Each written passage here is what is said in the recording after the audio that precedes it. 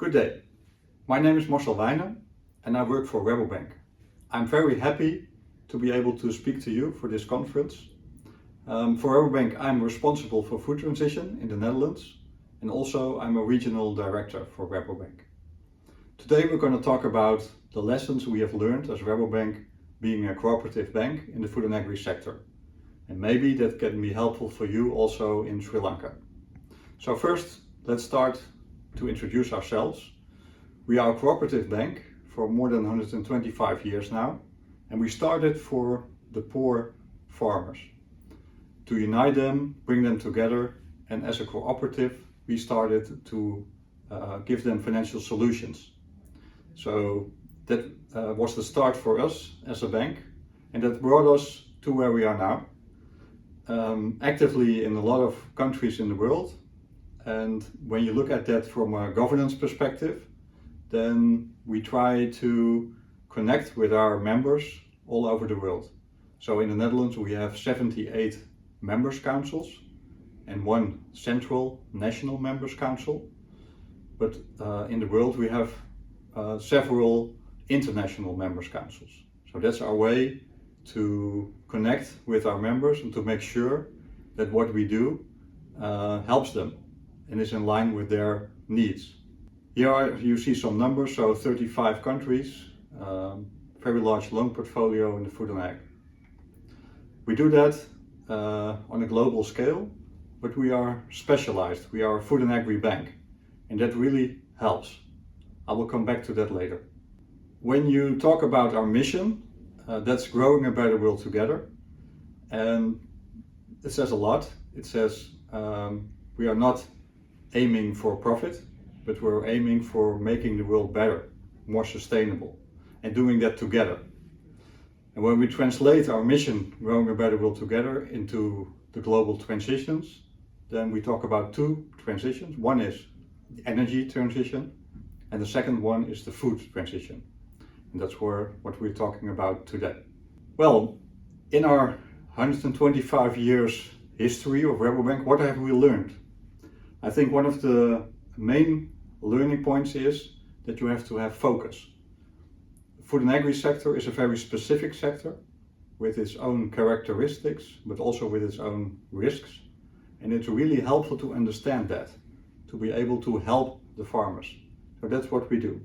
And we also are not aiming on increasing profit alone, but we're aiming on more long-term focus. And that's the sustainable future of the sector. And we think that really helps. That helps us to make the sector develop.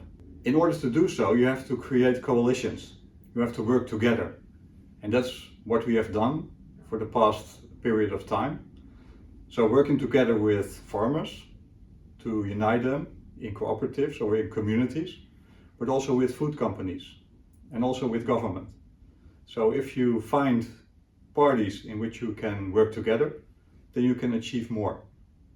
And all of that is focused on helping the farmer. So stay close to the farmer. What it also helps if you work together is that you can introduce value chain financing.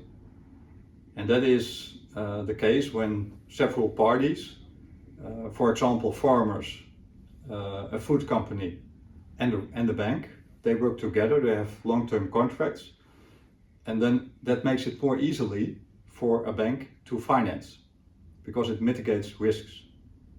So that's the way in the course of time we have discovered that you can help a sector to grow and to further develop. So we offer our knowledge, we offer our network, and we offer specific financial solutions for the farmers.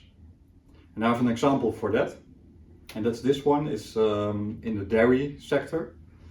What we have introduced there is that we give an interest discount to our farmers when they invest in sustainable methods of producing. But we also have made an agreement with the dairy producer. That's the company you see in the bottom. That's Friesland Campina. It's also a cooperative. That they offer a higher price, so they pay a higher price to the farmer when they invest in these sustainable methods.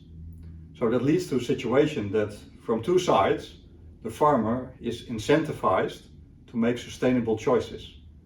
He gets a lower interest rates from his bank and a higher price from the food companies, the milk, the dairy company. So in that way, we can stimulate sustainable development of a sector, and as a bank, we have mitigated risk because this is with numerous year contracts. Then, to make it more specific for Sri Lanka, what could you learn from this in Sri Lanka? Well, first of all, we think that this working together that I mentioned is really important. So to build sustainable communities or farmer cooperatives, we think that will really help. Because if farmers unite, they can invest together, they have more knowledge, and also they can be financed better. So for the future, we think that will be very a sensible thing to do, to aim for that. And what can you do if you have these corporations or these sustainable communities? Well, for example, focus on knowledge. You need this in-depth knowledge of the sector, very specifically for food and ag, in order to educate the farmers and in order to make farmers be able to make the best choices they can. And what you also can do is to focus on sustainability. And what could that be for Sri Lanka? Well, for example, we all know the climate conditions, how they develop in Sri Lanka. So climate resilient new crop species is something these communities can pay attention to. And also new sustainable producing methods. And the third one could be equipment that can help to add value in the sector. Because in the value chain, a lot of value is made further on in the chain. So not only produce bulk products that go abroad, but also try to invest in ways to make more added value in Sri Lanka itself, so you can make more profit. So that will be, I think, opportunities for Sri Lanka if you work together and if you have sustainable communities close to the farmers. And also, what I mentioned before, that makes it possible to introduce value chain financing in the agri-sector. So to conclude my story, I think it's important to work together, that's one. It's important to have focus on the food and agri-sector and to gain in-depth knowledge and to share that with the farmers so they can make their good choices. And then if you have that in place, you can introduce value chain financing, which makes it more easy to invest in the sector. And that together is, I think, the best combination of cooperative banking on the one side and cooperative farming on the other side.